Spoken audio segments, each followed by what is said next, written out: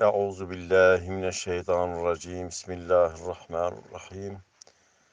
Sallu ala seyyidina Muhammed, sallu ala tabibi kulubina Muhammed, sallu ala şefii zunubina Muhammed. Allahümme salli ala seyyidina Muhammed bi'adervâkil eşşar ve emvacil bihar ve katratil emtar. Eşhedü en la ilahe illallah ve eşhedü enne Muhammeden Resulullah. Muhterem cemaat, insan bi değer dü tiştava insan pir değer hildide. Bi exlaqên bi soza xwe bi van tişta meriv değera meriv yükselmiş dibe, meriv ağırtı, meriv bi soza xwe te erişmiş kirine. Ewan insanê gihiştine merteba mezin jî ewana pirî dürüst bûne, sozê dane Xwedayê xwe, ewan sozê xwe pêk hanîne, samimî bûne ji dînê xwe ra, ji Xwedayê xwe ra, ji îbadetê xwe ra, Xweda Azze ve Celle ewana jî mezin kirine. Xweda Azze ve Celle di Qur'anê da dibêje ewliyayê min ne ditirsin ne jî mehcûm dibin. Yek ji wan ewliyayê Xweda yek jî Cüneyd-i Bexdadî biye. Cüneyd-i Bexdadî wisa samîmî biye ji Xwedayê xwe ra, îbadet dike, digêje mertebekî mezin. Me'lûm şeytan dijminê her kesî ye, feqet însanê îbadet dike, şeytan daha zêde dijmin tayî ji we re dike. Çünkü şeytan wetê ku ji rehma Xwedê bêhêvî bû, ji Xweda misade xwest, got min hetanî mehşerî sağ bihêlê, got ez nahêlim eva însanê hanê zurriyeta Adem aleyhisselam îbadet bike ji Xweda re. Xweda Azze ve Celle jî got ez ê te sağ bihêlin. İmkanê ji Xweda xwestin, Xweda ew îmkan danê.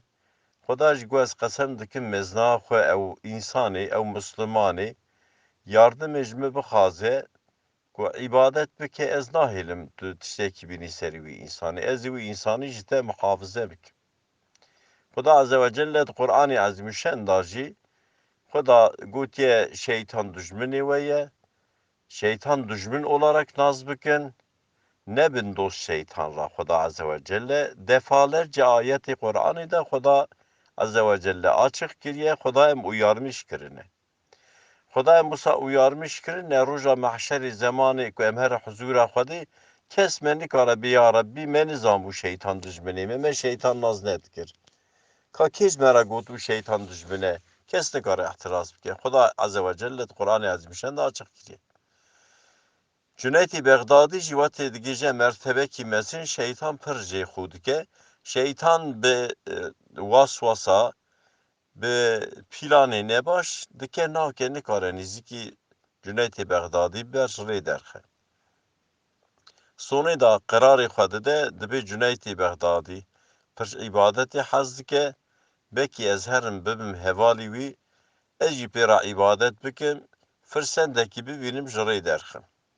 Wetê diçe cem Cüneyd-i Bexdadî, Cüneyd-i Bexdadî ra dibê ez hatime ez jî cem te îbadet bikim, Cüneyd-i Bexdadî ew nas kir. Feqet şeytan nizane ku Cüneyd-i Bexdadî ew nas kiriye. Cüneyd-i Bexdadî izin dide, Cüneyd-i Bexdadî ra qedereke îbadet dike, ketiye şeklî ixtiyarekî Cüneyd-i Bexdadî li ser xwe ye, gencê ew jî ixtiyar e. Wetê ku ji malê derdikevin, ji mabetxanê derdikevin çine camiyê, Cüneyd-i Bexdadî mûmeke wî hebe, mûmê dide destê şeytan, şeytan pêşa wî diçe, Cüneyd-i Bexdadî ji bê çi heta diçin camiyê.